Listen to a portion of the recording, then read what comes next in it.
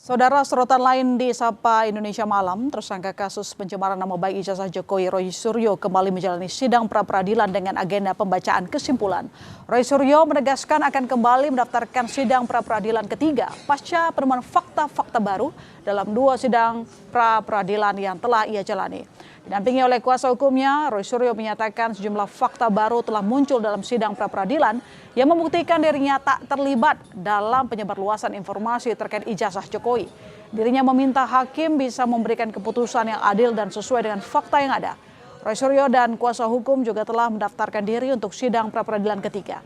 Roy menyebut pra-peradilan yang baru saja didaftarkannya ini masih berhubungan dengan perkaranya di pra-peradilan pertama, yaitu terkait dengan teknik penangkapannya sebagai tersangka. Adapun sidang putusan pra-peradilan Roy Suryo yang kedua akan dilakukan pada Senin pekan depan. Ada fakta-fakta ini termasuk fakta-fakta persidangan ahli dan tidak ada saksi di pra-peradilan yang kedua.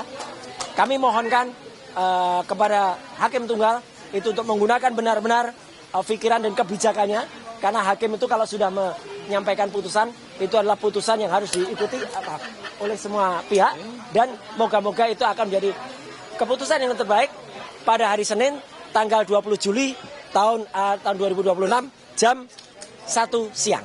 Dan sedikit saya tambahkan, kami juga sudah masukkan pada hari Kamis permohonan pra-peradilan yang ketiga, dan pra-peradilan yang ketiga ini insya Allah kalau itu insya Allah akan juga kita memperoleh hasil yang sama seperti pra-peradilan yang pertama. Sementara itu, tim kuasa hukum Dr. Tifa menilai jaksa penuntut umum keliru menerapkan pasal dalam perkara dugaan pencemaran nama baik terkait polemik ijazah Presiden ke-7 Jokowi. Hal itu disampaikan kuasa hukum Dr. Tifa, Lutfi Hakim, usai sidang lanjutan yang beragendakan pembacaan tanggapan JPU atas perlawanan terdakwa di Pengadilan Negeri Jakarta Timur Kamis siang. Menurut Lutfi, dakwaan yang menggunakan pasal 32 dan pasal 35 Undang-Undang ITE tidak tepat karena substansi perkara yang didakwakan berkaitan dengan pernyataan lisan, bukan tindakan memanipulasi atau mengubah dokumen elektronik.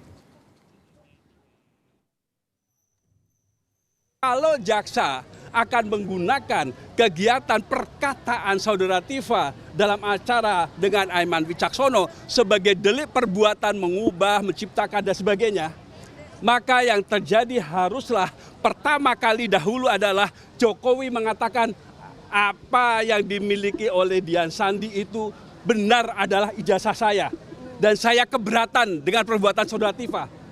Ini tidak pernah ada pengakuan oleh saudara Jokowi bahwa yang ditunjukkan oleh saudara Dian Sandi itu adalah miliknya. Kalau betul, ya dia nggak usah menunjukkan ijazahnya. Dia cukup mengatakan kepada pers, kepada kita semua, bahwa itu yang ditunjukkan saudara Dian Sandi milik saya.